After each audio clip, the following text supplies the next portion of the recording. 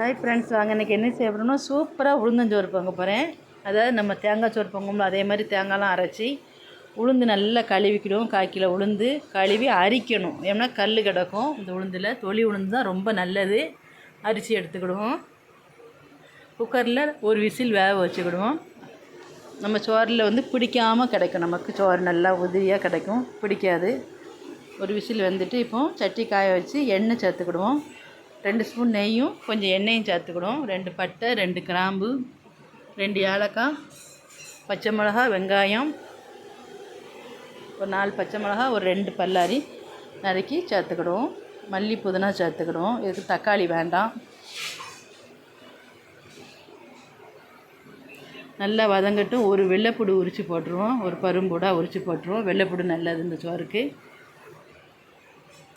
நல்லா வதங்கின உடனே இஞ்சி பூடு ஒரு ஸ்பூன் சேர்த்துக்கிடுவோம்.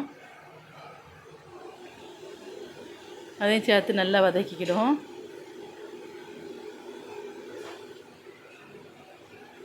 ஒரு பங்கு அரிசிக்கு 3 பங்கு தண்ணி. நம்ம வீட்டில் பொங்குத அரிசி தான், அதனால் 3 பங்கு தண்ணி சேர்த்துக்கிடுவோம். கொஞ்சம் மஞ்சத்தூள் சேர்த்துக்கிடுவோம். தண்ணி கொதிக்கட்டும். நம்ம அரிசியை கழுவி எடுத்துக்கிடுவோம்.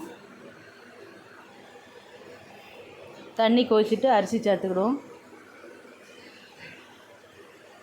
தேவைக்கு உப்பு சேர்த்துக்கிடுவோம்.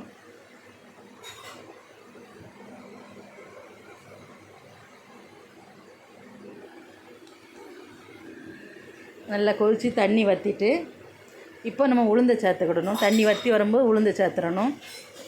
நல்லா ஒரு 2 பரட்டுனா சோறு சூப்பராக ரெடி ஆகிட்டு. மல்லியில் இருந்தால் போட்டுக்கிடுங்க. மல்லி புதினா போட்டுக்கிடுவோம். சோறு ரெடி ஆகிட்டு. நம்ம வீடியோ பிடிச்சிருந்துச்சுன்னா லைக் பண்ணி, ஷேர் பண்ணி, சப்ஸ்கிரைப் பண்ணி வச்சுக்கிடுங்க. அடுத்த வீடியோவில் பார்ப்போம். பாய்.